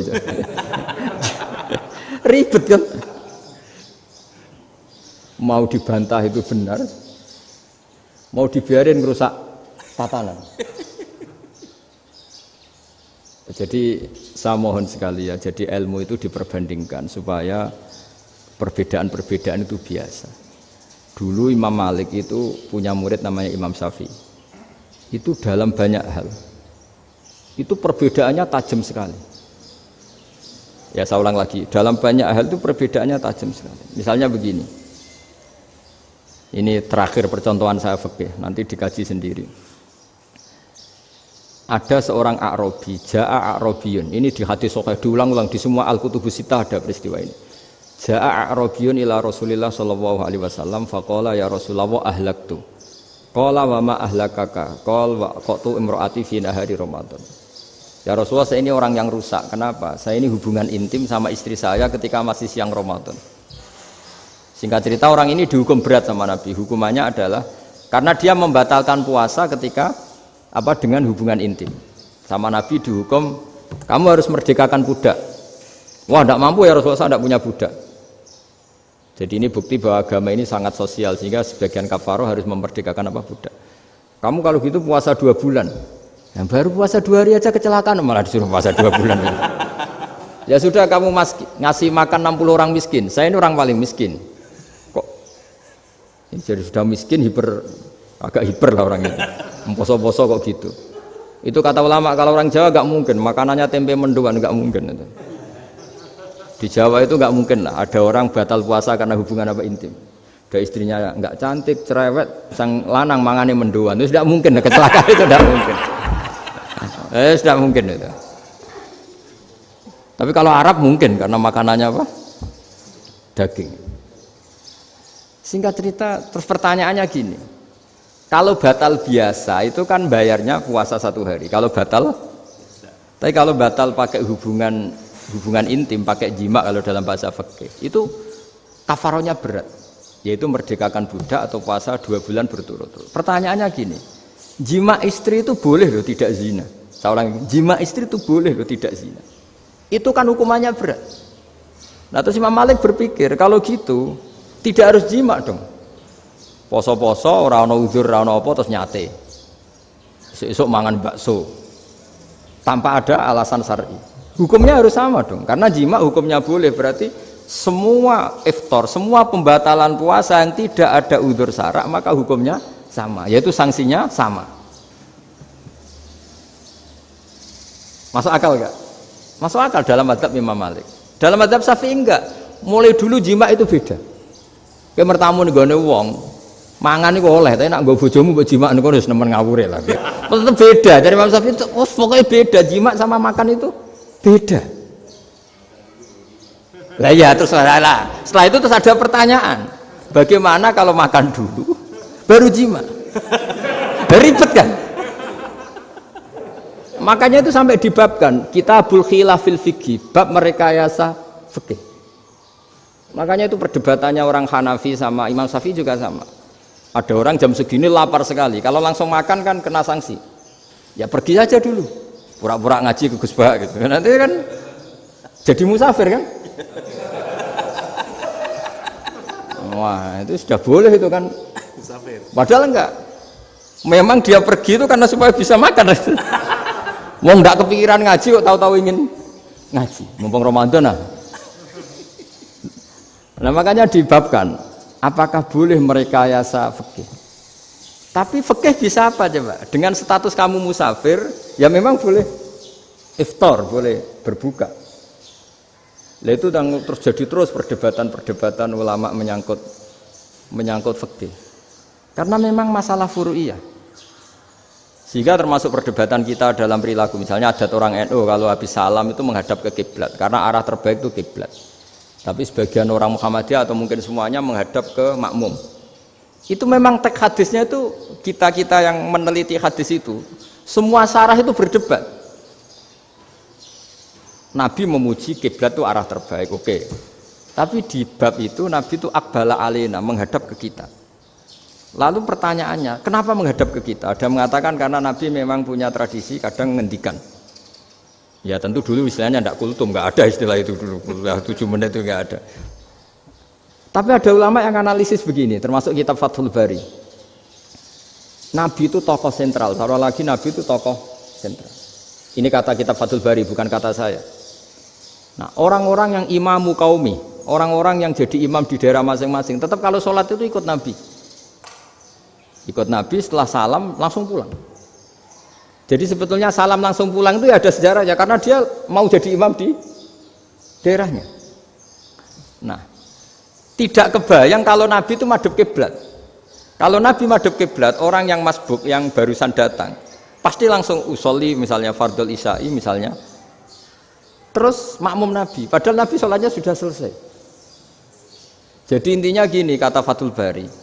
Imam setelah salam itu harus bikin gerakan atau omongan atau apa saja yang menunjukkan kalau sholatnya selesai.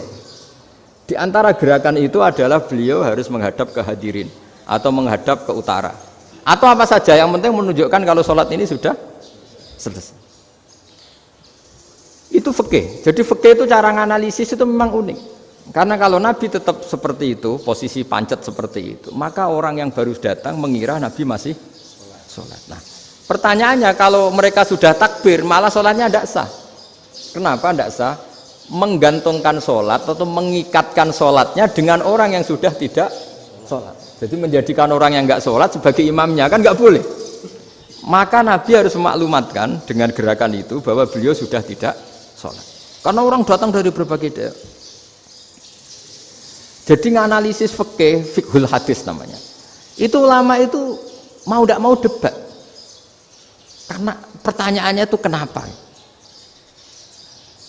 ya memang mau apa karena yang namanya sosial itu yahtamilu muhtamilatin ada sekian kemungkinan makanya dalam madhab istimbat itu ketika Nabi sodakoh pakai tamer pakai kurma itu ulama mesti ngitungnya tuh kut itu makanan pokok. Sehingga Imam Syafi'i mengatakan kalau di Indonesia pakai beras misalnya karena kutil balat Indonesia itu beras. Oke, Imam Syafi'i mainstream. Tapi ketika era Yusuf Qaradawi di Al-Azhar di Mesir sana, ulama-ulama mulai usil. Sama sih ingat Mbah Mun sering gojlokan, lah iya petani gabah, petani padi wis melarat wajib zakat. Petani cengkeh, kakao, suga-suga wajib zakat hanya karena yang ditanam tidak makanan pokok. Jadi mulai ada ulama mulai gerah lah kalau bahasa politiknya mulai gerah. yang petani miskin gara-gara yang ditanam padi wajib zakat. Yang orang-orang di sana misalnya di Sulawesi karena tanamannya kakao atau cengkeh tidak wajib zakat karena bentuknya tidak tidak makanan pokok. Geger kan di Al-Azhar geger. Akhirnya hampir semua ulama berpendapat ya sudah sekarang ketika Nabi menzakati makanan pokok itu jangan dihitung sebagai makanan pokok. Wa mimma akhrajna lakum minal ard. Apa saja, ma itu apa saja. Makanya kata Yusuf Qaradawi, ma itu apa saja. Makanya semua tanaman yang menghasilkan uang itu wajib zakat. Nah, masalahnya kitab-kitab Syafi'iyah itu sudah mamlu'ah, sudah penuh dengan penjelasan misalnya fala zakata fil khadrawat. Maka enggak perlu zakat untuk kayak kangkung, semangka dan sebagainya. Nah, lalu kiai-kiai angkatan modern kayak Mbah Mun itu sering dapat masukan. Saya pernah dengar sendiri. Yai, saya ini punya sawah 1 hektar, tak tanamin padi, itu nggak pernah kaya saya. Sekarang tak tanamin kangkung malah saya kaya, karena tiap 3 hari panen tak kirim ke Jakarta. Itu orang Indramayu yang tanya. Jadi tanam padi nggak pernah kaya, tanam kangkung kaya. Nah, karena dia orang soleh, kalau zakat boten. Mau diwajibkan zakat tidak makanan pokok, mau tidak wajib dia kaya. Semenjak itu perubahan di Indonesia ikut. Akhirnya ada zakat, pokoknya asal tanaman yang 1 nisab ya wajib zakat. Masih ada debat lagi. Ketika nanam ingin dipanen, itu dia petani apa pedagang? Karena nanti perdebatannya ikutnya zakat zuruk, zakat tanaman apa zakat pedagang. Kalau sampean nggak pernah debat berarti sebenarnya Anda tidak dosen Islam ini. Dosen nggak pernah diskusi fikih apa Islam. Karena saya berkali-kali punya tamu itu begini, Gus saya ini pedagang melon, tapi dia penanam melon, jadi pedagang yang agak ingin badi banyak. Itu caranya gini Pak Rektor, saya misalnya pedagang melon, daripada saya kulak di pasar atau dari petani sudah mahal, nyewa tanah sekian hektar terus ditanami melon. Setelah berhasil ini dia zakatnya tanaman apa zakat pedagang? Karena dia nanam itu mentalnya sudah pedagang. Padahal nanti zakatnya beda kan. Yang 1 2,5%, yang 1 rubul usur sama nisul usur sama usur. 1/10 sama 1/20. Kalau zakatnya zuruk kan 1/10 atau 1/20. Yang 1 rubul usur, kira-kira 2,5. Saya ulang lagi ya. Jadi di era modern itu kita jadi bingung, pedagang tapi gayanya petani tapi hakikatnya. Jadi gampangannya gini ya, kalau saya pedagang beras, kok saya kaya raya, itu mendingan nyewa sekian hektar untuk ditanamin beras, padi ya, daripada tengkulak, daripada beli. Akhirnya perdebatannya, ini zakatnya pakai apa? Misalnya tebu, misalnya petani tebu. Oh jelas kalau jual nanam tebu itu ingin dijual. Masa apa itu es tebu berhektar-hektar? Lah kira-kira kalau menurut jenengan ini zakatnya zakat apa? Tijarah apa zakat tanaman? Mentalnya tijarah, mentalnya pedagang. Nah ini saya hanya mau cerita. Khilaf kadang-kadang orang angen-angen. Khilaf itu nggak mungkin enggak. Ya sama seperti NU dan Muhammadiyah selalu khilaf awal Ramadan. Itu memang nggak bisa nggak khilaf. Misalnya begini. Saya beri contoh ya. Karena kadang yang khilaf juga nggak pernah belajar. Lucu kan? Tak beri contoh ya. 2001 itu abad keberapa coba? Tahun 2001. Abad 21 abad 20? Abad 21. Jadi meskipun terpaut 1 tahun, padahal abad itu 100 tahun. Nah, pikirannya orang-orang Muhammadiyah seperti itu.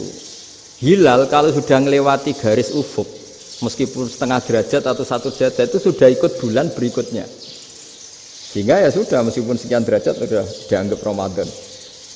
Nah pikirannya orang NU enggak, harus ru'yah bil fi'li. Itu sebetulnya lagi-lagi sebenarnya enggak masalah NU dan Muhammadiyah, itu di kitab-kitab ya seperti itu. Kita ini enggak biasa goblok ya, artinya kita yang keluarga kiai tahunya kunut mazhab Hanafi, enggak kunut mazhab Syafi'i, tapi tahu-tahu ini mazhab NU, ini itu aneh itu menurut kita ini anggap apa? Mana ada Muhammadiyah jadi mustahid, mana ada NU jadi mustahid.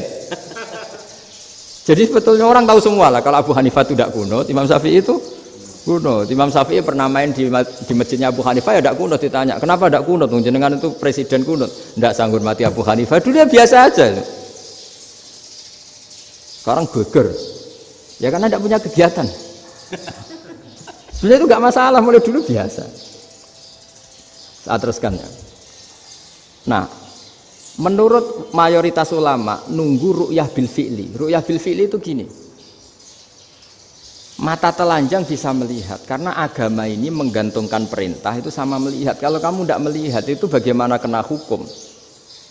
Ibarat gini, Pak Rektor datang ke rumah saya tapi saya nggak tahu. Kena nggak saya hukum harus menghormati?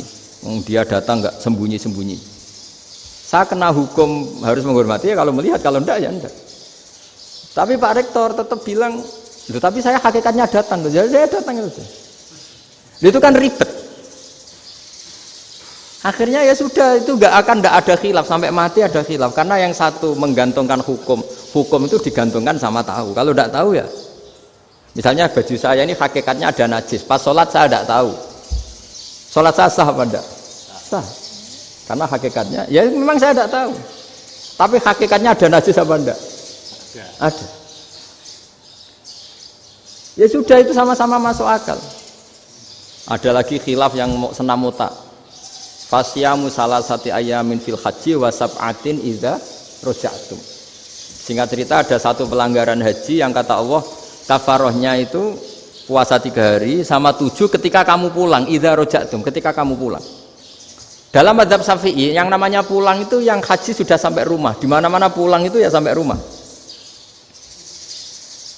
Dalam mazhab Abu Hanifah enggak, ketika orang sudah balik kanan dari Arab Saudi, dari Mekah, ya namanya sudah pulang. Misalnya gini, ini Pak Rektor pamit saya, Pak Haris. Gus, Pak Haris mana? Ya sudah pulang kata saya, padahal sampai Pandangan sampai Tuban. Tapi bagi keluarganya belum pulang.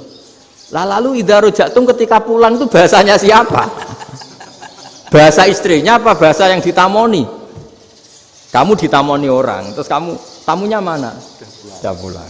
Tapi tanyakan istrinya, belum pulang. Jadi khilaf-khilaf gini kok jadi geger itu kan goblok banget maksud saya itu. Jadi biasa, gini itu biasa. Jadi ya karena memang ini bukan masalah akidah, ini masalah furu'iyah, masalah fikih itu masalah furu'iyah. Mau tidak mau harus beda. Misalnya di sholat juga gitu. Wa ayu qu'udin qu'adal musolli sokhat sholatu. Duduk dengan gaya apapun itu sholatnya sah. Sehingga sampean kalau haji atau umroh, orang Arab itu jenenge duduk ngenak awak di kursi.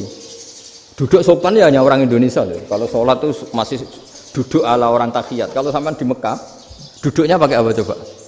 Kursi ya? Oh enak sholat duduk.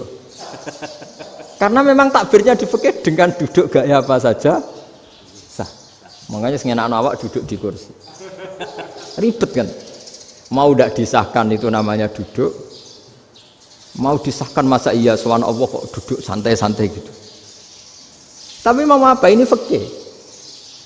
Biasa orang lagi ini fikih. Fikih itu ya sudah ini fikih. Makanya kalau ulama berdebat misalnya Abu Hanifah berpendapat sholat itu wajib baca Fatihah apa asal Quran. Dalam mainstreamnya ya Fatihah karena la sholata liman lam yaqra bi Fatihatil kitab. Tapi cara Abu Hanifah enggak. Faqra'u ma tayassara minal Quran. Bacalah apa saja yang mudah bagi kamu. Asal itu Quran. Sementing gak gending Jawa, gak nyanyi lah gitu. Ya sudah mau apa coba? Jadi ya susah memang kalau fikih itu ya sudah seperti itu. Ada lagi yang masih ekstrim misalnya. Yang namanya menyembelih hewan itu gimana coba? Dari hidup ke mati, apa pasti mati disembelih? Cara mazhab Imam Syafi'i yang namanya menyembelih itu penyembelian harus menjadi sebab kematian. Itu yang sah. Seorang lagi penyembelian menjadi sebab kematian yang syar'i. Sehingga beliau mensyaratkan hewan yang disembelih ini masih punya hayatun mustaqirrah, punya kehidupan yang normal. Sehingga kalau nggak disembelih ya hidup. Sehingga kalau ada hewan ketabrak truk kejet-kejet, mesti mati nih buat sembelih. Itu nggak sah, karena nggak usah disembelih ya wes mati kan. Karena ini hanya nunggu koordinasi Israel kan, dia kejet-kejet itu kan prosedur itu. Tapi tidak disembelih pun mati. Tapi cara mazhab Malik enggak.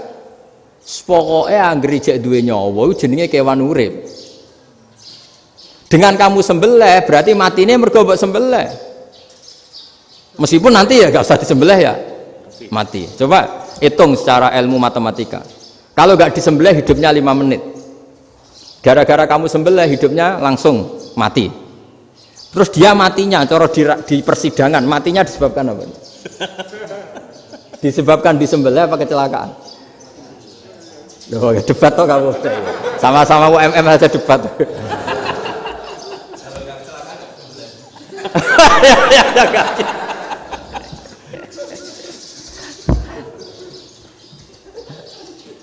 Loh, saya pernah mas ngalami nyata itu. Saya jalan-jalan sama anak saya pakai motor. Sampai di jalan raya gitu ada ayam jago ketabrak mobil, kejet-kejet. Orangnya tanya, Gus ini halal tau ora? Wis kanggo kon halal lah.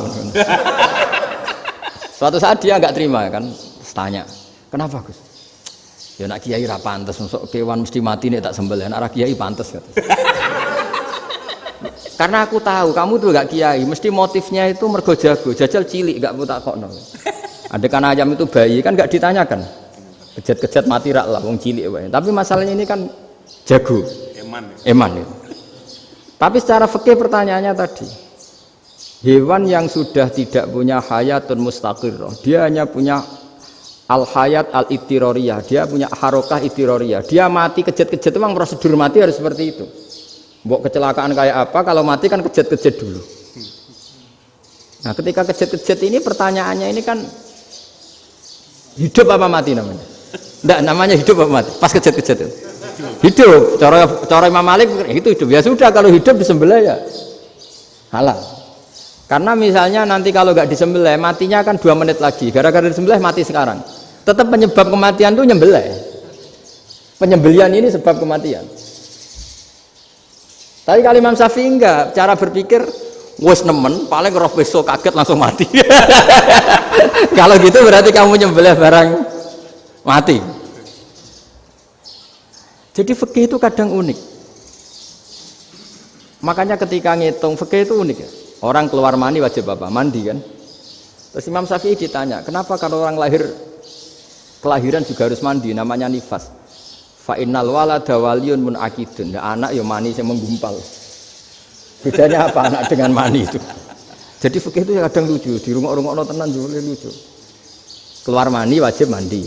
Berarti kalau keluar anak ya wajib mandi karena hakikatnya anak adalah mani yang mengkristal. Terus usia sudah di dosen macam-macam itu kan hakikatnya mani. Itu fikih. Nah, terus ditanya, kenapa kalau lahir langsung mati tidak wajib disolati? Ya jawabannya Mas Syafi'i lucu. Di mana-mana sholat tuh nyolati mayit. Yang namanya mayit itu pernah hidup terus mati. Kalau itu ndak mayit ya sudah. Jadi kadang, lah iya kan disebut sholat mayit. Yang namanya mayit itu apa? Pernah hidup. Nah ini kan ndak pernah hidup. Maka ya sudah seperti itu. Jadi nggak khilaf itu ndak mungkin. Nah, kalau qit'atul lahmin, kalau hanya potongan daging, mungkin wah itu tidak manusia karena qit'atul lahmin. Sekarang pertanyaannya, kalau sudah berbentuk manusia, meskipun tidak pernah hidup, nah ini mulai perdebatan karena melihat tidak pernah hidup itu nggak memenuhi syarat, tapi melihat ini sudah suratu adamiyin, bentuknya sudah.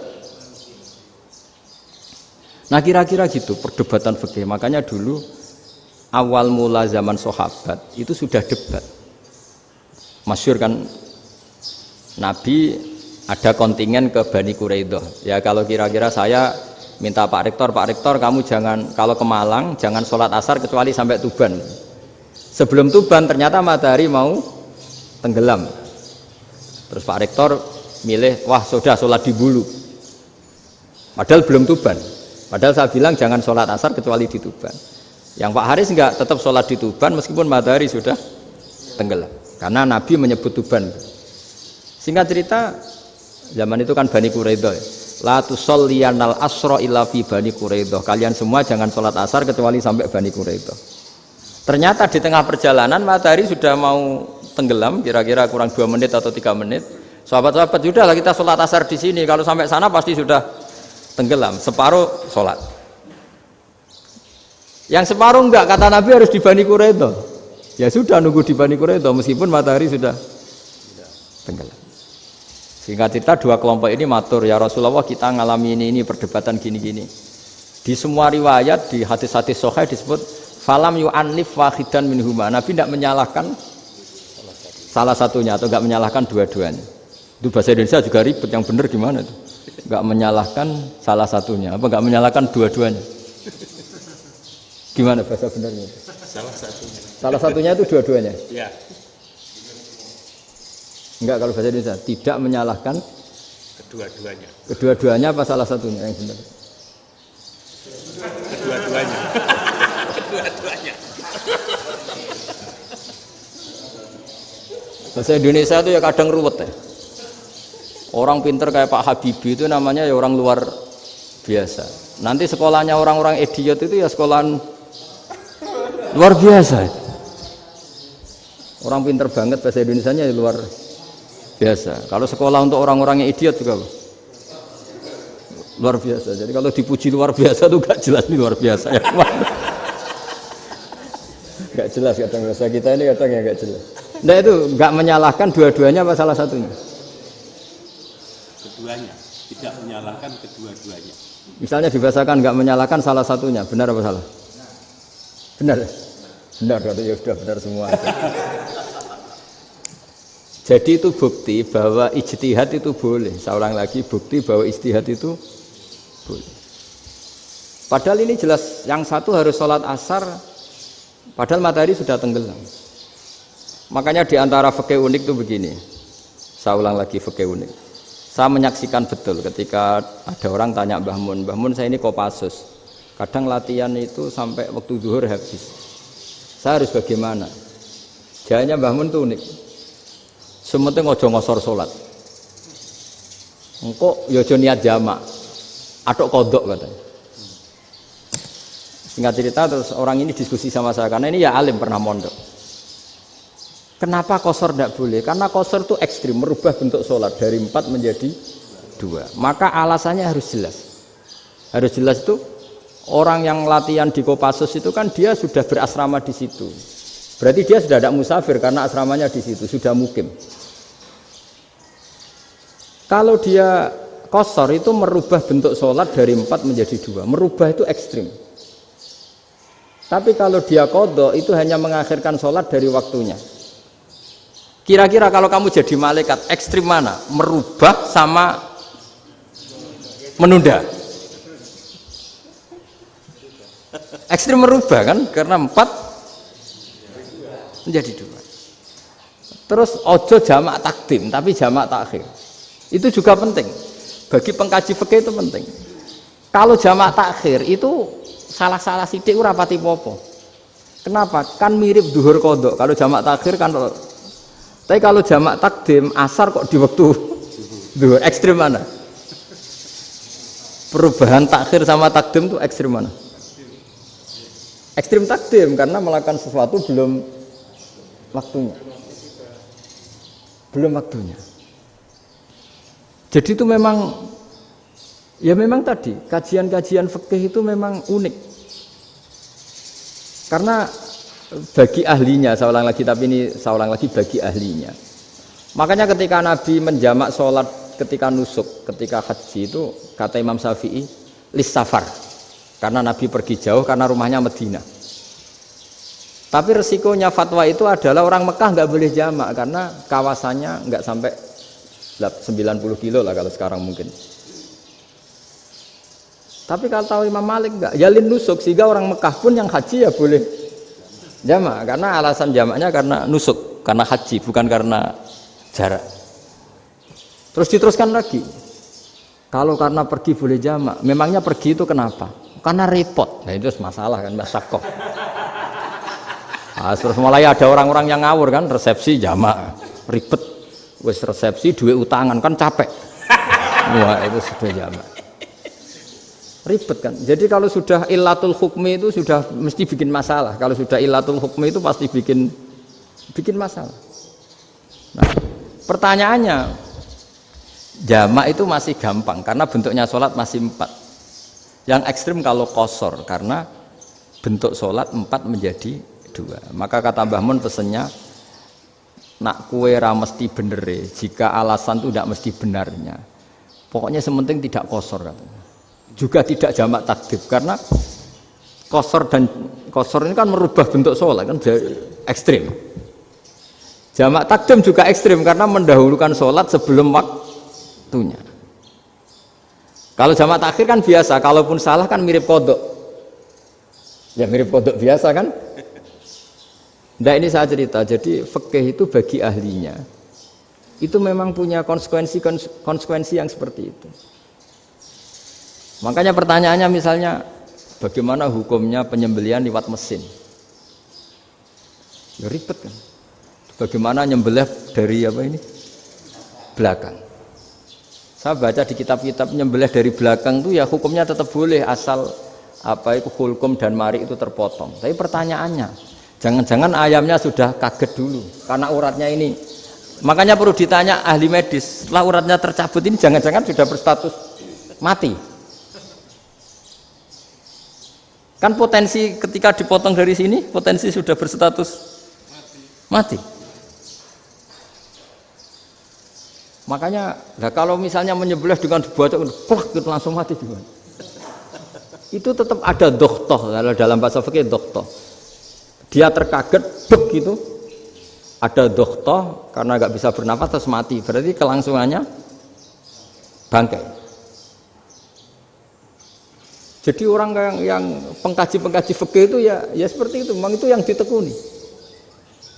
Tapi kita sebagai orang awam ya tadi, nak sing kecelakaan itu wedhus, ayam jago ngeman, tapi nak pitik cilik ikhlas.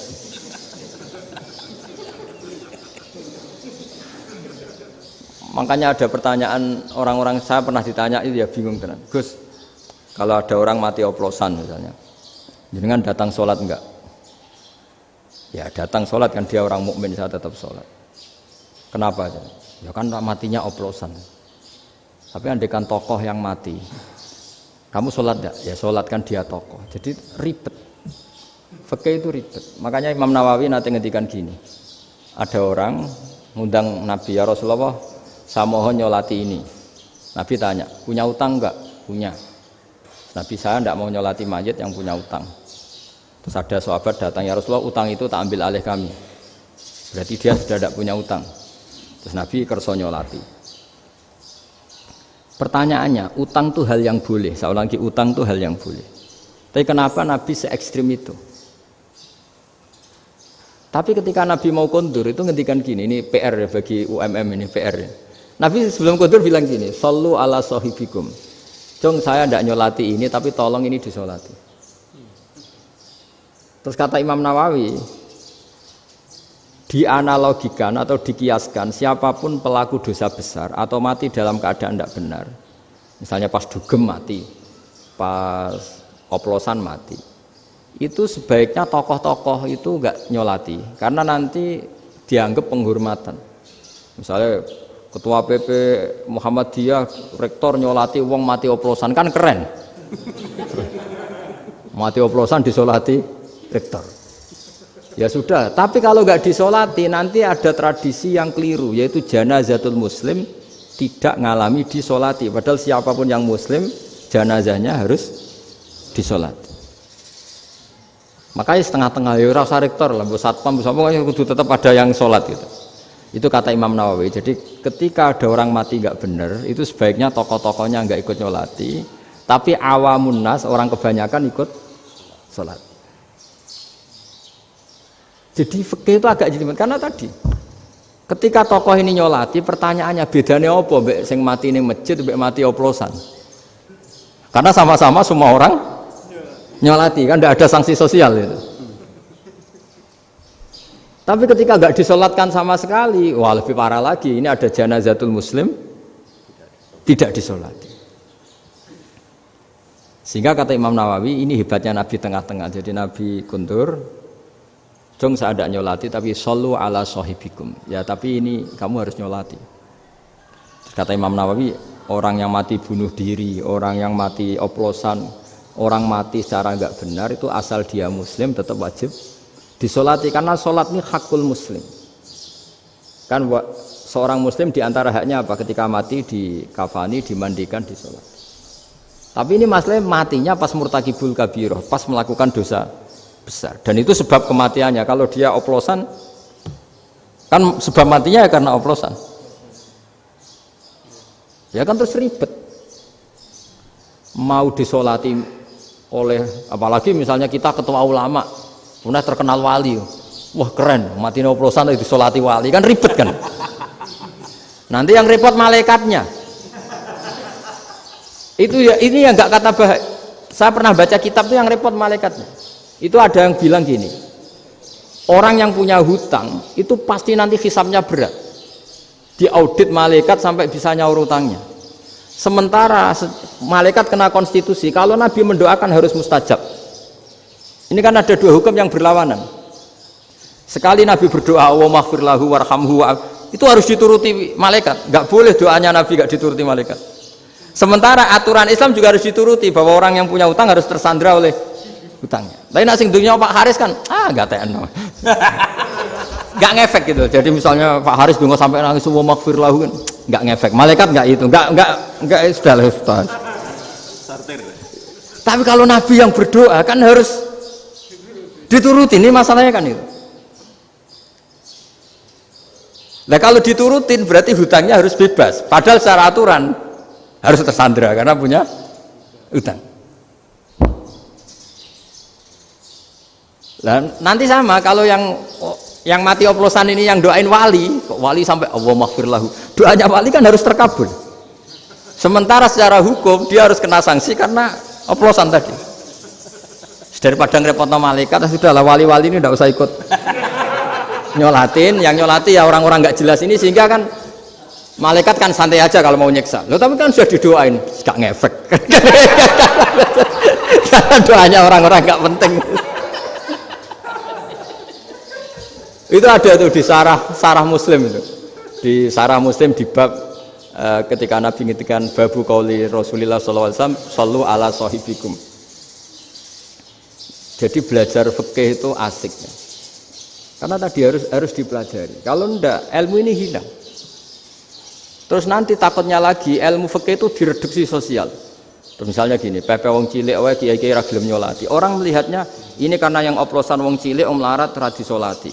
Jajal bupati ya disolati, mergo amplope gede-gede kan terus ruwet kalau dianalisis gitu kan ruwet.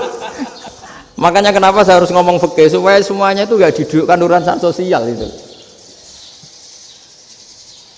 Nah kalau semuanya didudukkan sosial kan sentimennya sentimen sosial. Ribet. Padahal yang sering mati oplosan itu kan wong cilik gitu loh, karena tadi kalau wong sugih kan pakai whisky yang mahal yang insya Allah tidak mati kan gitu. Yang mati kan ya mergo Pertos macam-macam itu kan. Artinya ini kalau nggak diterangkan secara fikih, kiai-kiai yang nggak datang dikira masalah sosial kan. PP salam tempel era gede terus nggak datang kan terus jadi ribet. Ya makanya ini lewat pengajian ini supaya sampean lebih tahu ya bahwa khazanah Islam ini kata beberapa ulama kafatal linnas, maknanya semuanya, sehingga Allah akan mentakdirkan kajian Islam akan ada di seluruh dunia.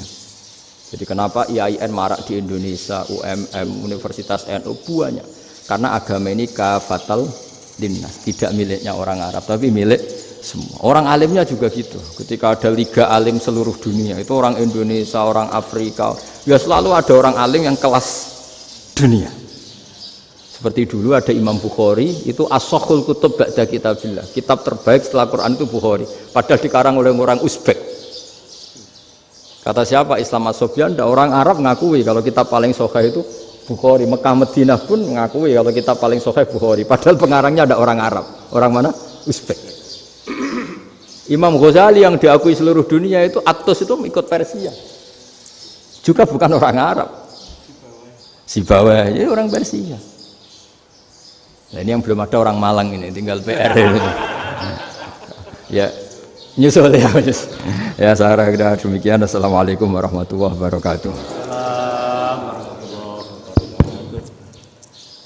Baik, Bapak Ibu, para pemirsa yang dirahmati oleh Allah, kita sudah mendengarkan tausiah yang sangat mendalam dari Gus Baha, yang intinya saya rasa sudah dipahami semua bahwa pentingnya bagi kita untuk terus banyak mengkaji, belajar, tidak hanya memahami satu sisi dari ajaran agama kita, satu versi dari ajaran agama kita, akan tapi karena agama ini diturunkan untuk kafatan linnas, untuk semua manusia, maka terjadinya perbedaan di dalam ijtihad para ulama itu pada dasarnya menjadi rahmat bagi alam semesta dan bagi umat Islam.